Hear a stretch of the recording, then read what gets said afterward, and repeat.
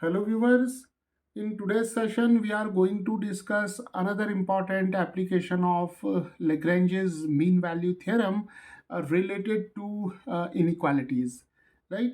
So here we have to prove this inequality in which we are given q minus p divided by 2 times square root of p is greater than square root of q minus square root of p if P and Q are both greater than 0 and Q is greater than P, right? So we have to establish this inequality if this condition holds, and will prove this inequality with the help of Lagrange mean value theorem, right? So before proving this inequality, let us quickly see the statement of the famous Lagrange's mean value theorem. So the statement of Lagrange's mean value theorem, it goes like this. If we have a function, say y is equal to f of x, and it is defined in some interval, say a comma b, right? And if this function, it satisfies two important conditions, that is the function f is continuous and differentiable, but here the function must be continuous in the closed interval a comma b, and differentiable or derivable in the open interval a comma b, right? So once this function satisfies these two important conditions of continuity and differentiability in the required intervals, then Lagrange's mean value theorem says that there must exist at least one point, say C, lying between A and B, such that the derivative of this function f of x at this point, that is f prime of C, must be equal to f of b minus f of a divided by b minus a, right? So here this is the quick revision of Lagrange's mean value theorem, right? So now let us apply this theorem to an appropriate function in a given interval, right? So here we'll first frame an appropriate function, and will also give or provide an important interval in which the function is defined. So let us assume a function that is f of t is equal to square root of t, right? So here we are using the variable t, right?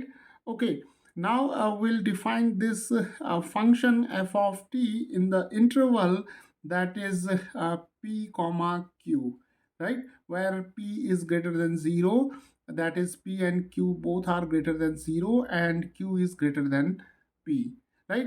Now this function f of t is the square root function, so this function is obviously defined for all values of p and q, because here p and q are positive numbers, right? So this function, square root function, is continuous in the closed interval p comma q. So here we observe that this function f of t is continuous in the interval that is p comma q, right? And if we differentiate this function with respect to t, we'll get f prime of t, that is the derivative of square root of t, which is 1 over 2 times square root of t, right? Now since p and q both are greater than 0 and positive, so the derivative, it exists for all values of p and q lying in the interval, in the open interval, that is p comma q, right? So this function f of t is continuous in the closed interval p comma q, and the function is differentiable or derivable in the open interval p comma q, right? Now Lagrange's mean value theorem says that there must exist a point C which lies between P and Q, right? So here we have C which lies between P and Q, and these three numbers are obviously greater than 0, right? So f prime of C must be equal to f of B is Q. So here we have f of Q minus f of P divided by Q minus P. Now f prime of C can be written by replacing this T by C. So we have 1 over 2 times square root of C is equal to f of Q. F of Q can be obtained by replacing T by Q. So here we have square root of Q, then we have square root of P. F of P can be obtained by replacing T by P, and here we have Q minus P. So now we have this important equation due to Lagrange's mean value theorem. So now to move further, we'll make use of this inequality, right? Now here this C, it lies between P and Q. So now what we will do, we'll take the square root of all these three numbers. So here we have square root of P, here we have square root of C, and here we have square root of Q, right? Now taking the reciprocal throughout, that is taking the reciprocal of all these three numbers. So we have 1 over square root of P, here we have 1 over square root of C, and here we have 1 over square root of Q, right? And when we take the reciprocal, the direction of the inequality, it get reversed. So now multiplying this inequality throughout by half, right? Because here we have 1 over 2 times square root of C. So now we have 1 over 2 times square root of P, and here we have 1 over 2 times square root of C, and here we have 2 times square root of Q, right? So now rewriting this inequality as 1 over 2 times square root of Q is less than 1 over 2 times square root of C. Here we have 1 over 2 times square root of P, right?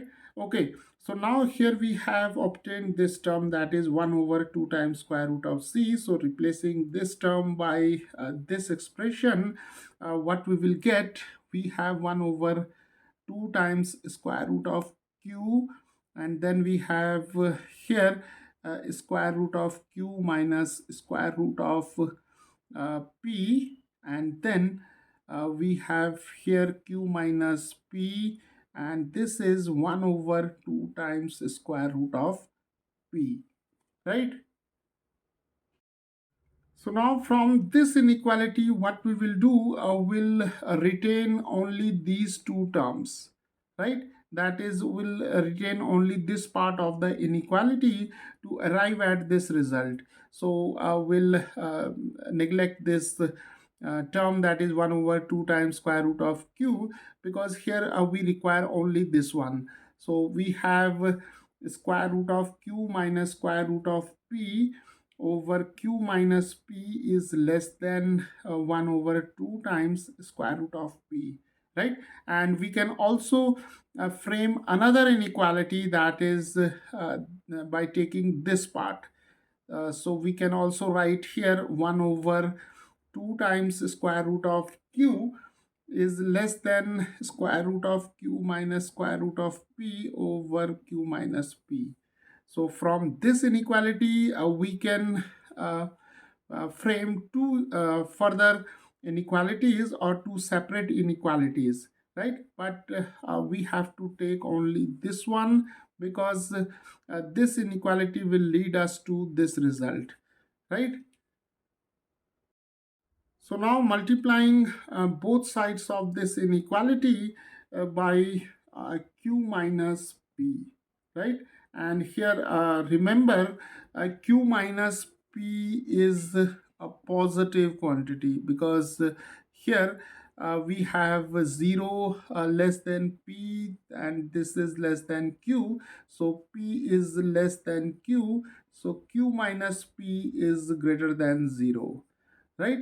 So q minus p is a positive quantity, and there is no harm in multiplying this inequality both sides by this expression q minus p, right? So here see, this term get cancelled, so we are left with only this one, that is square root of q minus square root of p, and here we'll multiply this one by q minus p, right? So here we have q minus p divided by 2 times square root of p, right?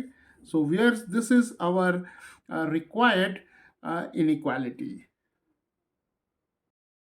We can also rearrange the inequality by writing this term to the left hand side and this term to the right hand side, so that we have q minus p over 2 times square root of p is greater than uh, square root of q minus square root of pi, right? So now the form is the form of both the inequalities is same, right? So viewers, here we have seen that when we have taken this part of this inequality, we got this inequality, and when we take this part, which is written over here, then if we multiply both sides of this inequality by this factor, that is q minus p, then we'll also get another inequality, right? So here we have q minus p times 1 is q minus p, and here we have 2 times square root of q, and here this term get cancelled with this one, so we have simply square root of q minus square root of p, right? So this is another inequality, right? So this is how by making use of the concept of Lagrange's mean value theorem, we can establish these kind of inequalities. Hello viewers, in today's session we are going to discuss a very important application of Lagrange's mean value theorem, right? So in this class we are going to discuss this problem in which we have to approximate the value of square root of 3 using a given inequality, right? So here we are given that the square root of 3 is less than 1.8, and we have to show that the square root of 3, it lies between 1.7 and 1.75 using the concept of Lagrange's mean value theorem, right? So this problem is going to prove how important the mean value theorem is, right? So let us start. So viewers, before taking up this problem, let us quickly revisit the statement of Lagrange's mean value theorem. Suppose we have a function, say y is equal to f of x, which is defined in some interval, say a comma b, right? Now see, if this function it satisfies some properties or conditions.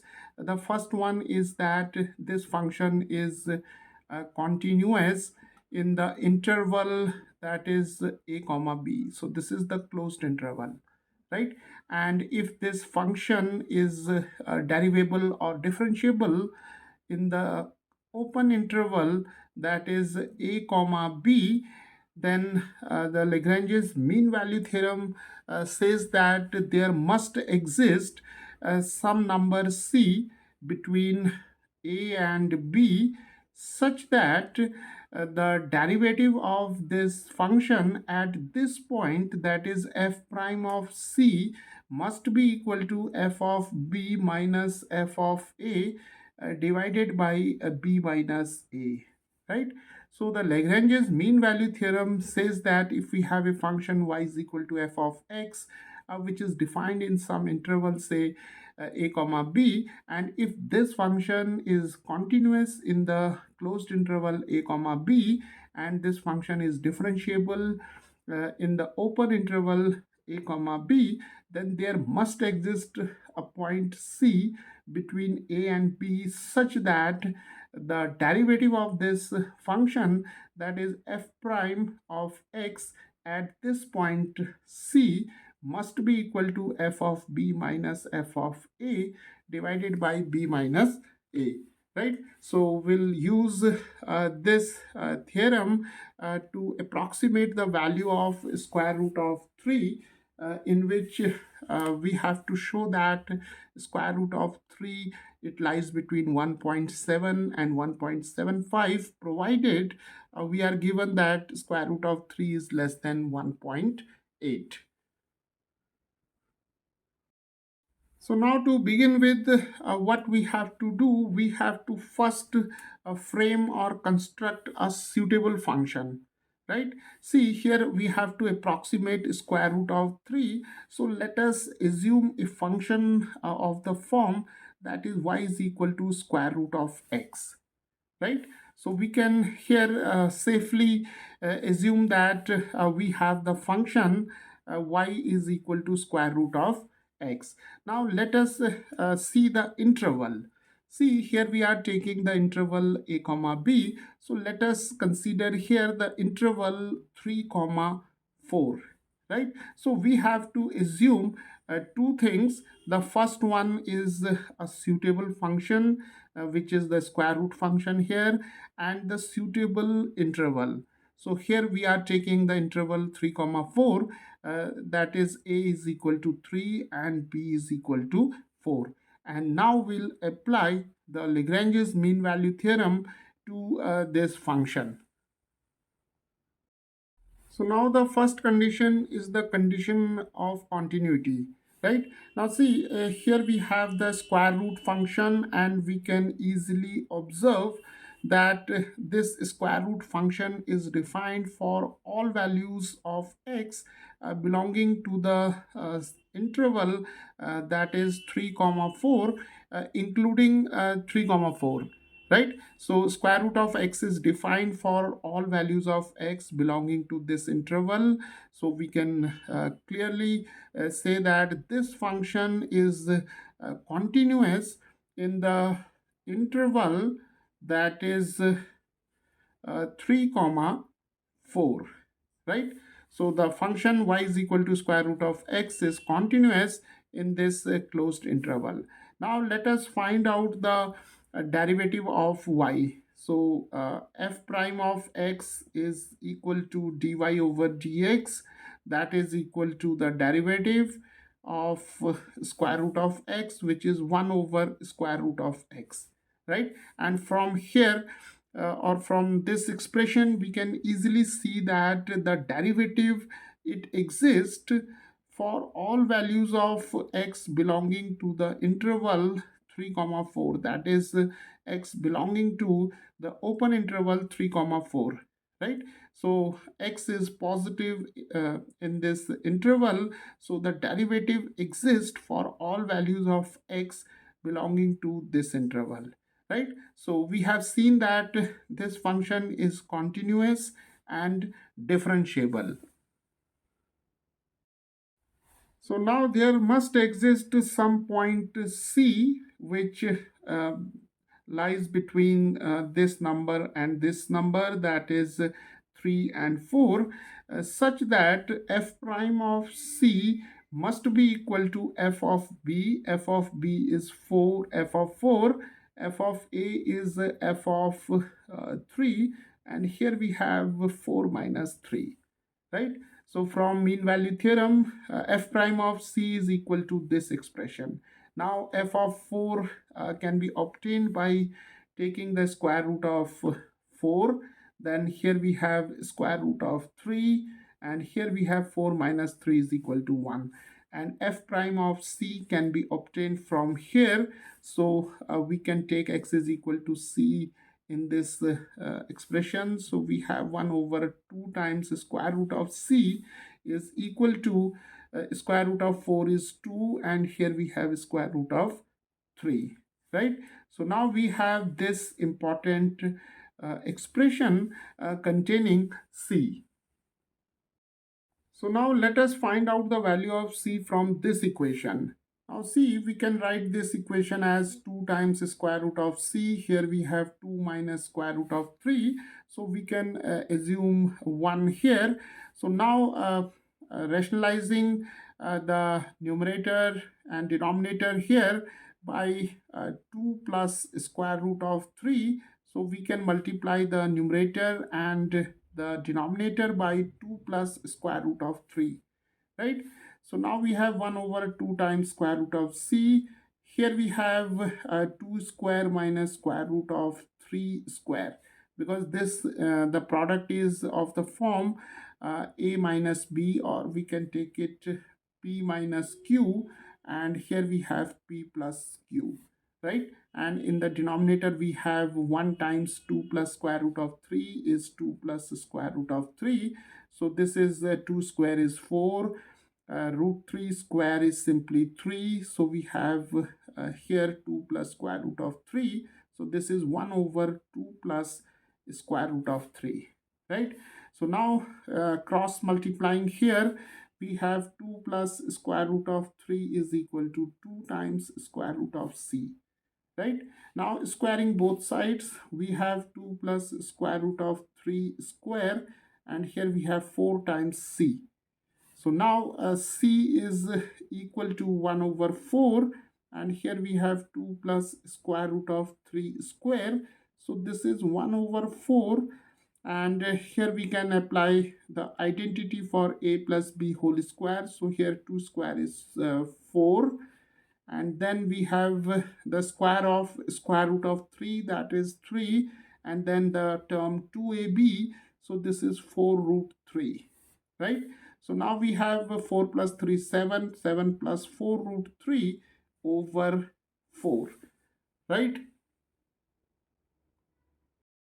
So now we have the expression for c. So c is given by 7 plus 4 root 3 over 4, right? So now we have to prove that this value of c, it lies between 3 and 4, which is the requirement of the mean value theorem.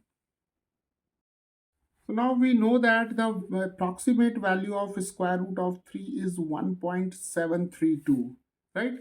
Now if we substitute this value of square root of 3 over here, then the value of c, it is 7 plus 4 times 1.732 divided by 4, and we can solve this expression. So here we have 7 plus 4 times 2 is 8, then we have 2 here, and then we have 7 times 4 28, then 129, and then we have here 6, right? And here we can write 4, and if we add both these numbers, we'll get 13.928 divided by 4. And if we divide this number by 4, we have 4 times 3 12. Then here we have 19, that is 4 times 4 16, and here we have 8, and here we have then 4 times 2 is 8, right? So we can see that the approximate value of c is 3.482, and this suggests that the value of c, it lies between 3 and 4, right? So this verifies the Lagrange's mean value theorem for this function in the given interval, that is 3 comma 4, right? So now let us come to this inequality, because we have to approximate the value of square root of 3.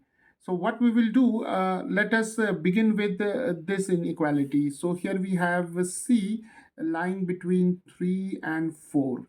Now what we will do, we'll take the square root of all these three numbers. So we have square root of 3, then here we have square root of c, and here we have square root of 4, right? And now we can write square root of 3, square root of c, and here the square root of 4 is 2.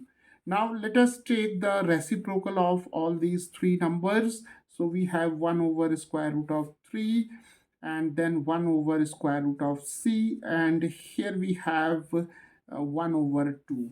And when we take the reciprocal, then the direction of the inequality get reversed, right? So now we have this inequality, which can also be written like this: half is less than 1 over square root of c, and here we have 1 over square root of 3, right? So the purpose of doing all these steps is to arrive at 1 over 2 times square root of c.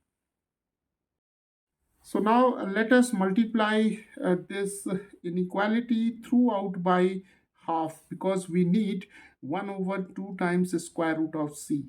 So here we have 1 over 4, here we have 1 over 2 times square root of c, and here we have 1 over 2 times square root of 3. So now we have this inequality. Now let us take this term.